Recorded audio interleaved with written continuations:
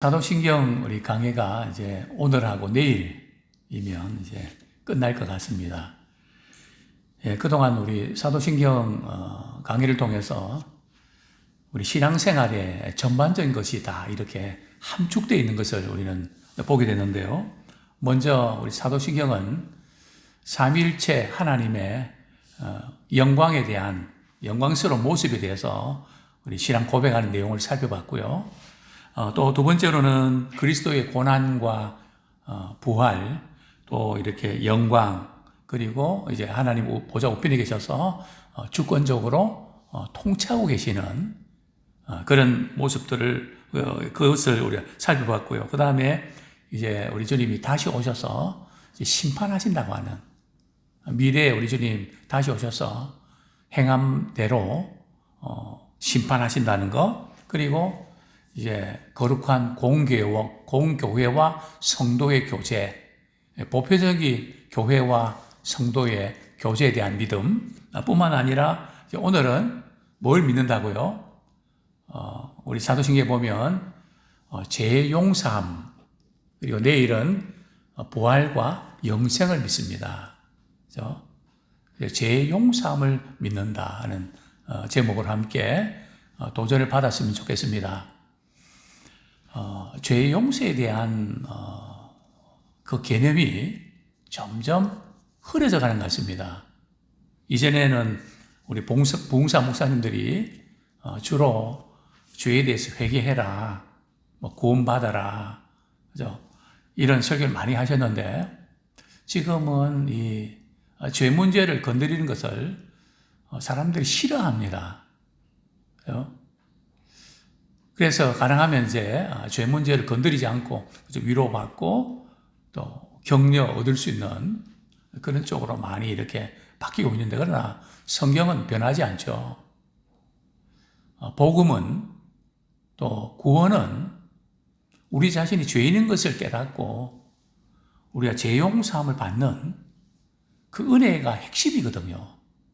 그런데 죄 문제가 죄에 대한 고백과 죄 문제의 심각성을 모른다면 구원의 은혜도 잘 모르게 되고 또 나중에 이 영생에 대한 확신도 흐려질 수밖에 없죠. 그래서 이 문제는 대단히 중요한 문제죠. 근데 우리가 이 죄 용서에 대해서 조금 꺼려하는 부분들이 그 이유가 뭘까? 시대가 너무 죄 문제를 죄로 이렇게 이야기하기를 싫어하고 빙빙 둘러서, 그죠?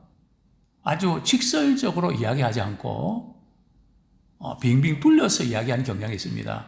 뿐만 아니라 오늘날 이렇게 죄 문제에 대해서 이것을 자꾸 이제 정신병과 연결시키면서 오히려 그 죄에 대해서 이렇게 책망하고 회개하고 돌이켜야 되는데 오히려 괜찮다, 정신적으로 약해서 그렇다, 그러면서 오히려 죄 문제에 대해서 심각하게 돌이켜야 될 때에 오히려 위로받고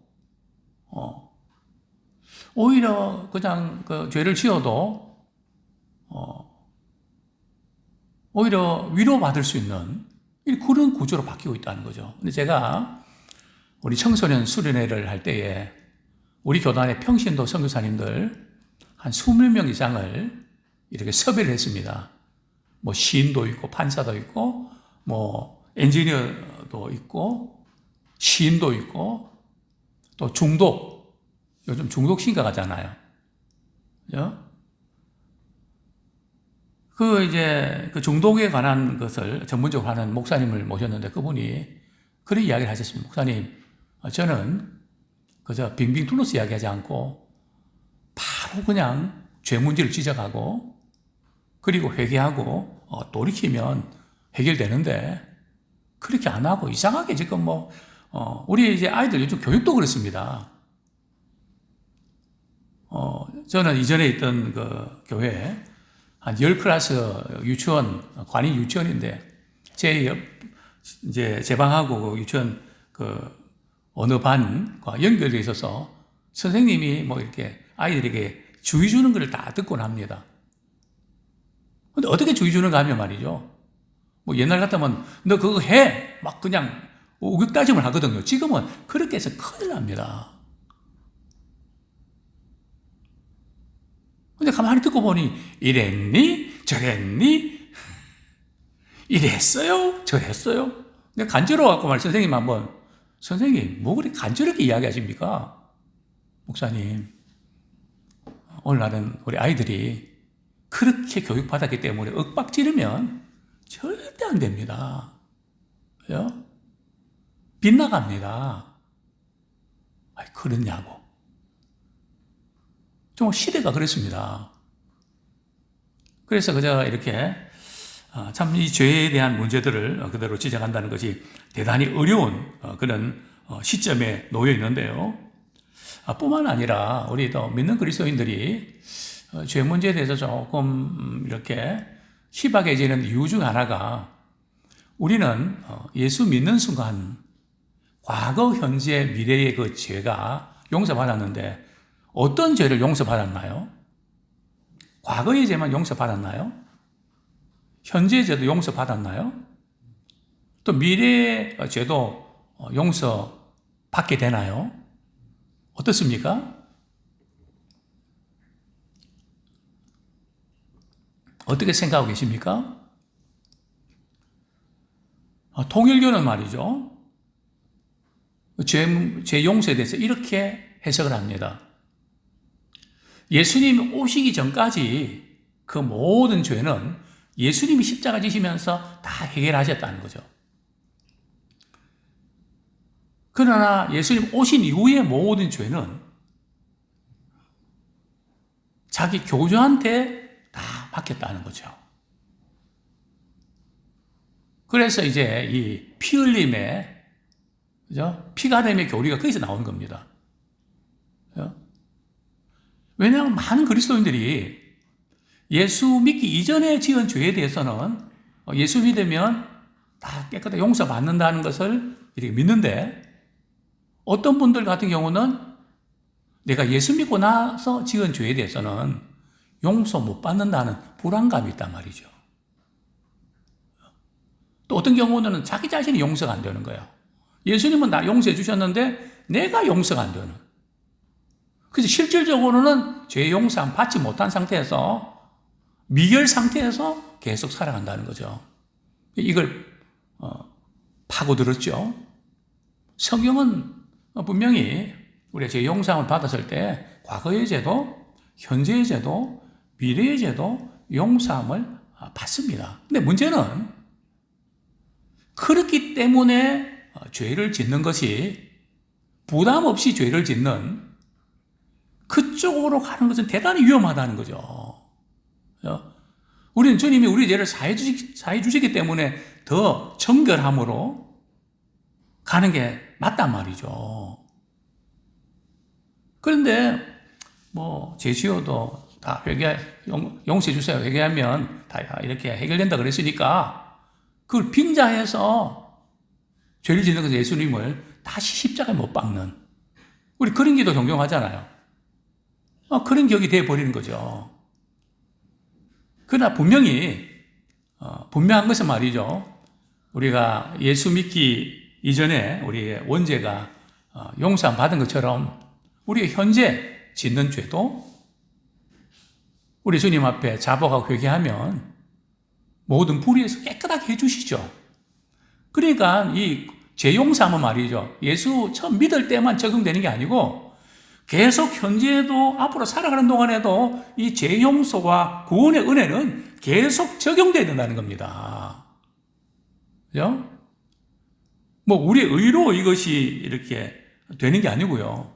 보혈의 능력이 근데 어떤 분들은 현재 우리가 겪고 있는 이 부분에 대해서는 보혈의 능력을 적용을 안 해요. 그러니까 늘 제 문제 해결되지 않은 상태에서 늘 자책감에 빠져서 힘들어하죠. 다시 묻습니다. 죄 용서를 믿습니까? 사도신경은 죄 용서를 믿습니다. 이렇게 고백하는 거죠. 대단히 중요한 그런 부분들입니다. 아담 안에서 모든 사람이 죽었다는 것을 인정해야 돼요. 아담이 죄를 지었는데 왜 내가 이렇게 그 죄를 덤태기 써야 돼. 성경은 말씀합니다. 고린도전서 15장 22절. 고린도전서 우리 15장 22절. 다시 한번 읽겠습니다. 시작. 아담 안에서 모든 사람이 죽은 것 같이 그리스도 안에서 모든 사람이 삶을 얻으리라. 아담 안에서 모든 사람이 죄로 인해서, 허물로 인해서 죽었다는 거죠. 그죠? 나도 죄로 인해서 죽었던 사람이라는 거죠. 허물과 죄로 죽었던 너희를 살리셨도다. 바로 이 문제, 이 부분을 인정해야 되죠. 창세기에 보면, 창세기 1장에 보면 하나님께서 천지를 창조하시고 말이죠. 첫째 날, 둘째 날, 그때마다 하나님께서 보시기에 어땠다고요? 좋았다고 하셨거든요.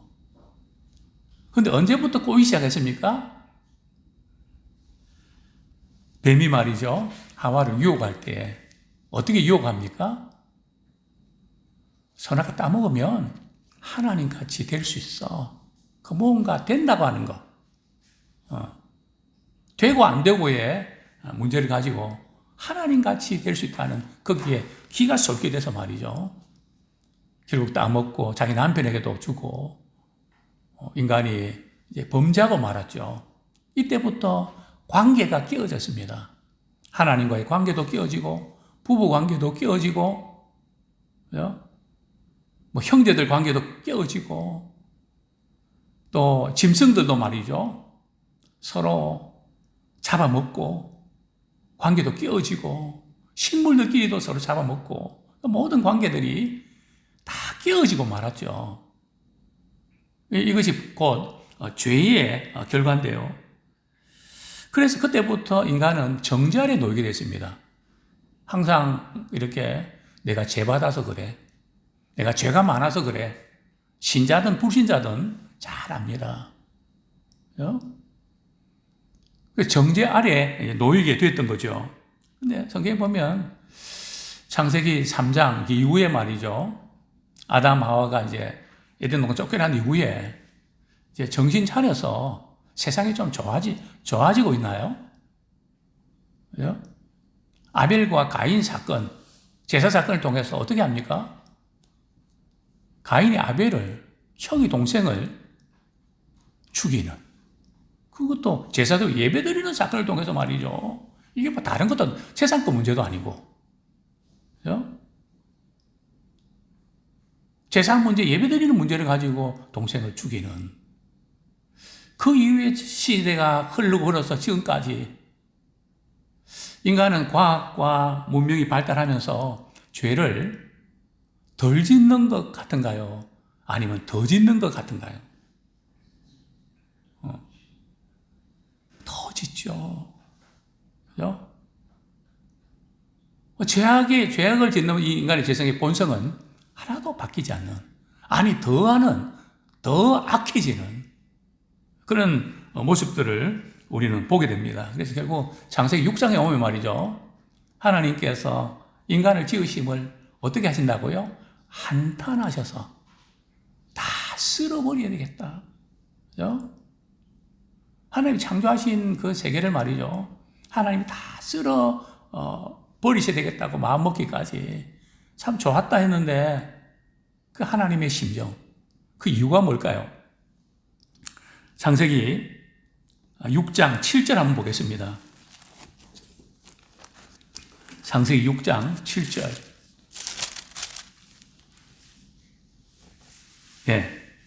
창세기 시간 관계 6장 5절만 보겠습니다. 6장 5절. 시작. 여호와께서 사람의 죄악이 세상에 가득함과 그의 마음으로 생각하는 모든 계획이 항상 악할 뿐임을 보시고, 죄악이 세상에 가득함과 모든 계획하는 것들이 말이죠. 뭐 가끔 악한 게 아니고 항상 악한. 그죠? 뭐 이런 표현 아십니까? 이빠이라는 거. 근데 죄가 이빠이 그 말이죠. 꽉 찼다는 거죠. 그럴 때 세상을 심판하시죠. 마지막 날 주님 심판하실 때 마찬가지입니다. 죄악에 꽉 찼을 때. 그죠? 그러니까 믿음의 사람들이 점점 이 시대를 살아가기가 쉽지 않은 거죠. 점점 악해지니까요. 그래서 이 노아 홍수 사건으로 인해서 노아 가족 외에는 다 쓸어버렸죠. 홍수 이후에는 정신 차리고 그들이 잘 살았나요? 그렇지 않습니다. 그때부터 지금까지 계속 죄의 가속도가 붙어서 말이죠. 이제 오늘까지 왔는데요. 자, 오늘 저는 한 세 가지로 좀 말씀드리고 싶습니다. 첫 번째는 허물과 죄로 인해 영원한 형벌을 받아야 할 존재. 우리 모든 인간은 말이죠. 허물과 죄로 인해서 영원한 형벌을 받아야 될 존재가 되었습니다. 자, 그런데 이 죄가 뭔가요? 뭐가 죄인지 우리가 규명을 해야 되는데요. 로마서 3장 23절 같이 한번 보겠습니다. 로마서 3장 23절 우리는 죄의 개념도 좀 크게 보셔야 됩니다.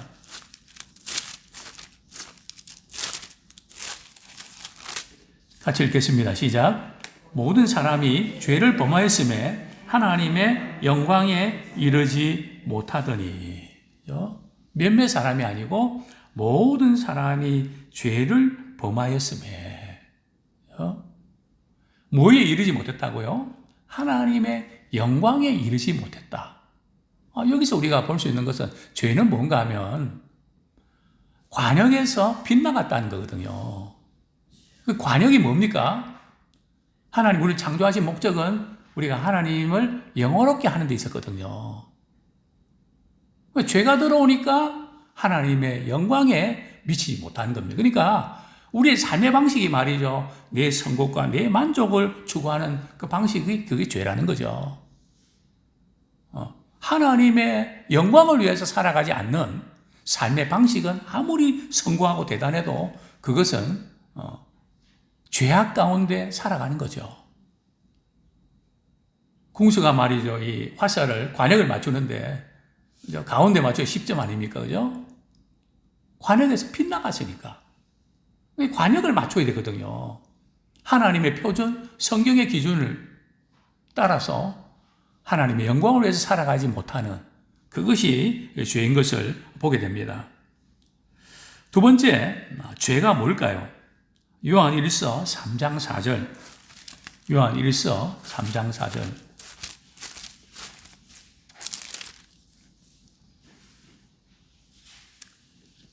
같이 읽겠습니다. 시작. 죄를 짓는 자마다 불법을 행하나니 죄는 불법이라. 죄가 뭐라고요? 불법이다. 그죠? 여기서 불법이란 뜻이 뭘까요? 하나님의 법에 대소요리문답 14문에 보면요. 죄는 하나님의 법에 순종함에 부족한 것이나 어기는 것이 죄다. 그죠? 하나님의 법에, 즉 성경 말씀에 말이죠. 순종하는 것이 부족하거나 그것을 어기는 것이 죄다. 그렇죠. 죄는 불법인데 대표적으로 우리가 다윗이 말이죠. 우리아의 아내 바세바를 범하고 또 임신했다는 소식을 듣고 그것을 이렇게 덮기 위해서 자기 우리아의 남편 바세바의 남편 우리아를 말이죠. 특박을 이렇게 줘서 동침하게 해서 자신과 임신한 것을 가리려고 했지만 결국 그렇게 하지 않으니까 그냥 화살바지로 죽게 만드는 그게 하나님 보실 때 그게 불법이죠. 사실은 남의 아내를 범하는 것도 잘못이지만 죄는 그것보다 더 깊은 데 있습니다. 하나님을 거스리는 것이 죄라는 거죠. 우리는 사람에게 미안하고 잘못한 것만 죄라고 생각하는데 사실은 죄의 근본적인 것은 말이죠. 하나님과의 관계입니다. 하나님을 거스리는 것. 내 뜻을 고집하면서 하나님을 거스리고 반역하고 불순종하는 그것이 이제 죄인 것을 보게 됩니다. 그래서 우리는 허물과 죄로 죽어야 될 그런 우리인데요. 죄는 하나님이 더 이상 하나님이 되기를 바라지 않는 거. 하나님의 자리에 하나님을 이렇게 두고 그분을 인정해야 되는데 내가 또 거기 있단 말이죠. 내가 하나님이 되는 에덴 동산에서부터 바로 내가 하나님 되려고 했던 그것이 죄의 뿌리였잖아요. 하나님을 거스르는 죄는 그분을 보좌에 밀어내고 내가 판단하고 내가 결정할 때 하나님이 뭐 어떻게 말씀하시는지 고려하지 않고요. 그냥 내 생각, 내 기분, 내 입장, 그것으로 결정해버리는 그것이 불법이고 그것이 바로 죄라는 것을 우리는 깨달았으면 좋겠습니다. 죄를 이렇게 올바르게 직시하지 못하면 우리가 쉽게 죄를 짓게 되고 결국은 값싼 복음을 받아들이는 자가 되고 마는 것이죠. 자, 두 번째로 다루고 싶은 것은 죄를 바르게 이해하지 못할 때 파생되는 위험이 있습니다. 죄를 이제 바로 우리 인식해야 되는데, 죄가 뭔지를 바로 알아야 되는데, 그 죄인데도 죄인 줄 모르고, 그렇게 지나칠 때가 종종 있다는 거죠. 몇 가지 이제 견해, 한 세 가지 견해를 보겠는데요. 첫 번째 이 견해는, 펠라기우스자들, 5세기의 말이죠. 펠라기우스자들이 이렇게 주장했는데, 뭐 이런 겁니다. 인간은 본질적으로 선하기 때문에, 성경이 말하는 것처럼 인간이 악하지 않다는 거죠. 우리 뭐 성선설 주장하지 않습니까? 인간은 선하기 때문에 하나님의 은혜가 없이도 그저 자기 의지로 의롭다움을 받을 수 있고 살아낼 수 있다는 거죠. 나같이 이렇게 법 없이 살 수 있는 사람이 있는데 뭐가 종교가 필요하고 약하고 그런 사람들이 그저 하나의 신을 붙잡는 것이지. 내 의지로 모두 갈 수 있다. 그러니까 하나님의 은혜가 필요 없고 자신이 얼마나 참 무서운 죄인인지를 깨닫지 못하는 거죠. 오늘날도 그런 사람 많잖아요. 나는 내 양심을 믿고 내 자신의 어떤 도덕성을 믿는다고. 자, 두 번째는 천주교입니다. 천주교에서는 죄를 말이죠. 두 가지 구분하는 거 아십니까? 큰 죄를 대죄라 그러고요. 작은 죄를 소죄라고 그럽니다. 작은 죄라. 그래서 이제 이 대죄는 말이죠. 의도적으로 저지르는 죄인데 회개하지 않으면 지옥에 떨어진다. 그 다음에 소죄는 비교적 가볍고 흔한 죄인데요. 소죄는 대죄로 발전할 수 있기 때문에 회개 고백을 해야 되지만 반드시 이렇게 죄를 지었다고 해서 소죄는 은혜를 상실하는 것은 아니다. 좀 그럴듯하긴 한데 성경은 뭐라고 말씀하셨을까요? 성경은 큰 죄, 작은 죄 구분하나요? 구분하지 않습니다. 물론 고의적으로 했냐, 레위기나 이렇게 민수기 보면 모르고 했냐에 따라서 조금 차별을 두는 부분이 있지만 근본적인 죄의 문제에 대해서 똑같이 취급합니다. 뭐 이제는 괜찮고 저제는 심각하고 이런 게 아니라는 거죠. 바리새인들이 그렇잖아요. 자신들이 지은 죄는 죄로 여기지 않고 자기 기준에서 틀린 다른 사람의 죄는 크게 보이고 그래서 비판하고 정죄하는 그렇지 않다는 거죠. 그렇습니다. 성경은 모든 인류가 죄를 졌기 때문에 죄의 싹은 사망이라는 거죠. 이것을 우리가 피할 수가 없죠. 자, 이 세 가지 공통된 이 특징은 말이죠. 죄의 심각성을 인정하지 않는다는 거죠. 그리고 굉장히 좀 긍정적이고 또 이렇게 좋은 쪽만 바라보는, 그래서 죄의 심각성을 못 느끼는 이것이 오늘 이 시대의 문화이기도 합니다. 그러나 성경은 모든 사람이 하나님 앞에 죄인임을 철저하게 밝히고 있거든요. 예, 로마서 8장 7절 말씀. 우리의 어떤 생각으로는 말씀에 순종하고 의로워질 수도 없죠. 로마서 8장 7절.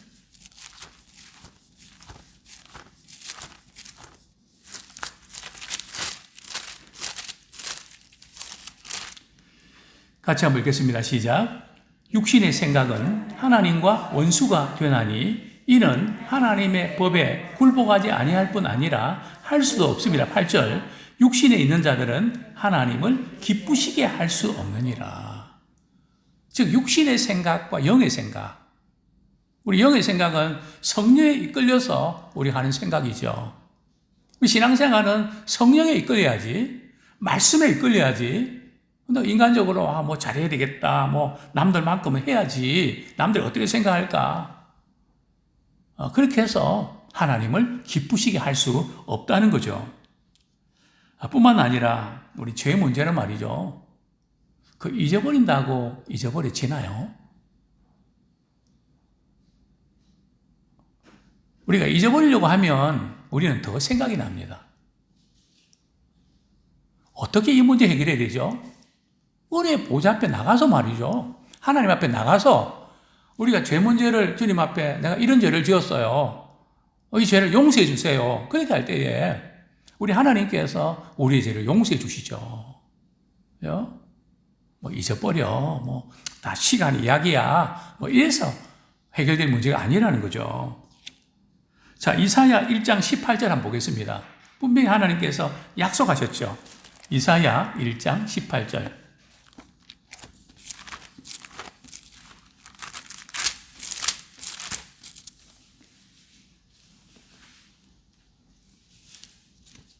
이사야 1장 18절 같이 읽겠습니다.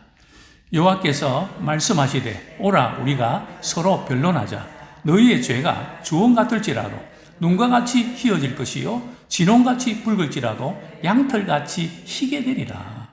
너희 죄가 주홍 같을지라도 주님 앞에 나와서 하나님 제가 이랬어야 하면 눈과 같이 희어진다. 그렇게 해서 우리가 죄 용서함을 받는. 그리고 우리 그 사람이 죄 용서함을 받아서 그걸 누리면서 사는가, 누리지 못하고 사는가 어떻게 알 수 있는지 아세요?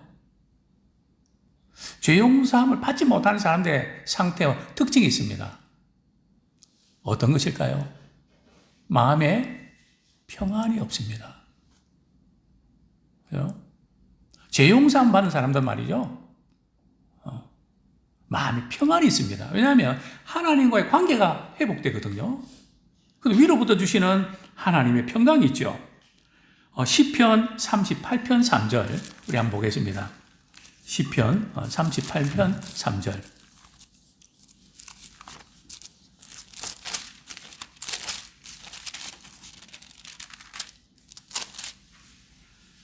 시작. 주의 진노로 말미암아 내 살에 성한 것이 없사오며 나의 죄로 말미암아 내 뼈에 평안함이 없나이다. 죄 용서함을 받아 누리는 사람들 말이죠. 본인이 주의 주시는 평안을 누리고요. 뿐만 아니라 다른 사람에게도 평안을 끼칩니다. 사실 제가 좀 이런 이야기를 드려서 뭐 제가 믿음이 좋아서 그런 건 아니고요. 오늘 이제 스타리아를 이렇게 구입했던 그 딜러죠. 또 그분께 이제 스트렉스 오늘 이렇게 매도했거든요. 300만 원 받았습니다. 생각보다는 조금 더 많이 받았다고 생각되는데요. 폐차하자 그래서 새 차를 샀는데 그분께 뭘 좀 물어볼 게 있어갖고 전화를 드렸습니다. 근데 그분이 뭐 제 들으라고 이렇게 하신 이야기인지 몰라도 목사님하고 이렇게 전화를 하면 제 마음이 참 평안이 옵니다. 그냥 좋은 말로 하는 게 아니고 정말 그렇습니다. 제가 힐링이 됩니다.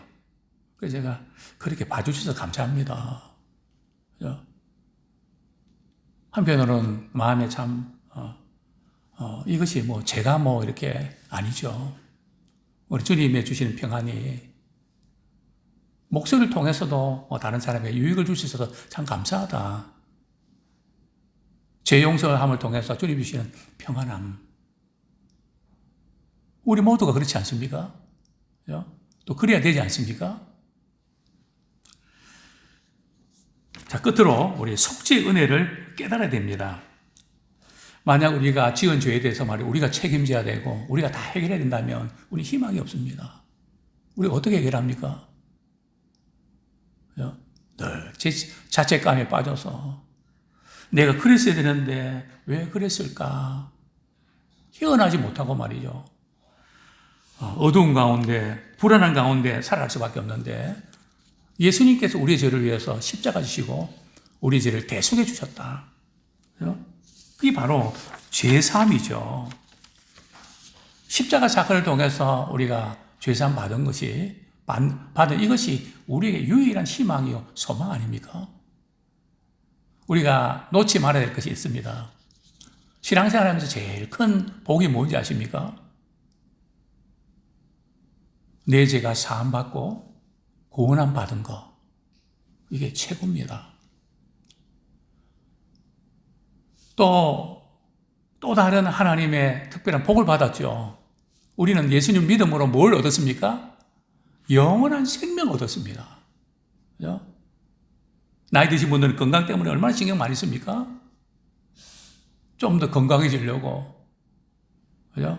뭐 건강이 좋다 그러면 그죠? 이전에 우리 권사님들이 복무원 타면 무엇이 좋다, 뭐 좋다. 그런 이야기를 많이 하셨거든요.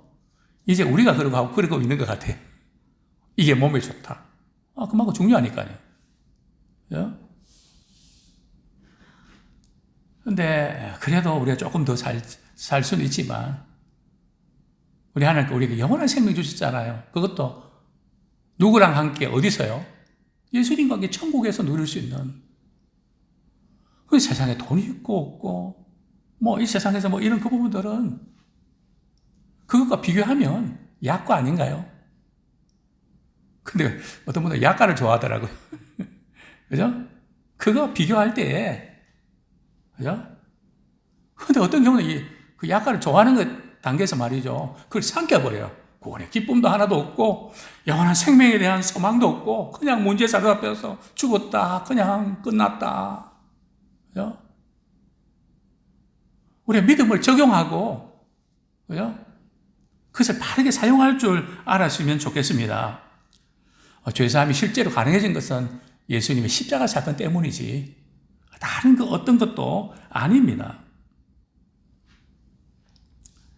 우리가 예수 믿고 난 이후에 지은 죄에 대해서는 우리가 어떻게 하면 되죠? 우리 요한 1서 우리 1장 9절 말씀. 요한 1서 우리 1장 9절 말씀.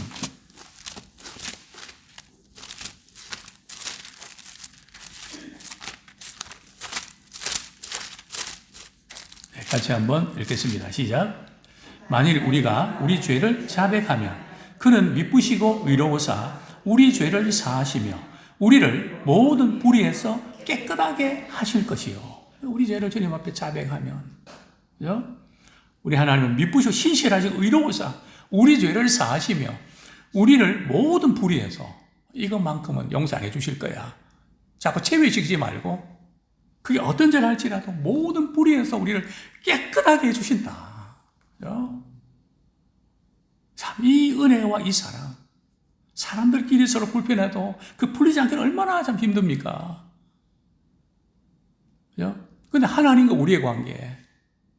그래서 이 문제가 이렇게 순간순간 이렇게 해결될 때에 세상에 그 어떤 것과 바꿀 수 있을까요? 자유함과 기쁨과 평안함. 이제 말씀을 정리하겠습니다. 죄 용서에 대해서 좀 그 의미가 어떤 효력을 미치는가. 예수님을 믿는 우리에게는 말이죠. 죄를 용서해 주실 뿐만 아니라 하나님과의 관계를 회복시켜 주십니다. 어떤 경우들은 서로가 이제 용서했는데 관계는 불편해지는. 우리 하나님께서는 우리 용서만 해주신 것이 아니라 하나님과의 관계도 회복시켜 주시거든요. 동이 서에서 먼 것처럼 죄가를 옮기셨다 그랬거든요. 죄를 기억도 안 하신다 그랬거든요. 제가 이전에 우리 교단에서 우리 교육자 수양회 갈 때 처음 이제 우리 합동 측에서 우리 교단을 옮길 때 같이 한번 간 적이 있습니다. 그 바닷가 시퍼런데 말이죠. 사이판에 얼마나 바다가 시퍼런지 그때 이 말씀 생각났습니다. 동이 서에서 먼 것처럼 너희 죄가를 옮겼다. 바다 깊은 가운데 그걸 던져버렸다. 떠오르지 않는다.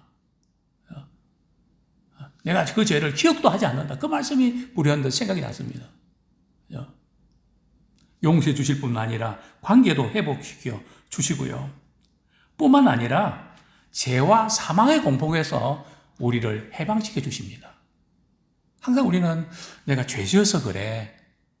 항상 그런 것들이 꼬리표를 달고 다니지 않습니까? 예수님이 우리 죄를 용서해 주다는 것은 거기서부터 우리를 자유케 해 주셨다는 거죠. 이게 엄청난 거 아닙니까? 뭐 자책감이나 그런 거 없이 살아온 사람이 누가 있을까요? 살아온 연수만큼 많을 텐데 그 모든 것에서 우리를 자유케 해주시는 그것 때문에 네가 형벌 받을 거야. 그거 생각하지 마. 내가 대신 십자가에서 받았는데 우리 거기서 우리 자유함을 얻었다는 거. 참 얼마나 그 은혜인지 모릅니다. 사이델베르크 요리문답 제56문답 죄용서의 의미를 이렇게 잘 요약하고 있는데요. 이렇게 질문합니다. 죄용서에 대해서 당신은 무엇을 믿습니까? 답은 나는 하나님께서 그리스도께서 이루신 구속 때문에 나의 어떤 죄에 대해서나 내 일생 동안 투쟁해 나갈 필요가 있는 나의 죄의 본성도 기억하지 않으시고 문책하지 않으실 것을 믿습니다. 오히려 하나님께서는 은혜스럽게 내가 영원히 정죄에 이르지 않도록 그리스도의 의를 제공해 주십니다. 우리가 스스로 정죄감에 자책감이 가득하지 않도록 내가 너를 의롭다고 여겼다. 그렇게 여겨주신다는 거죠.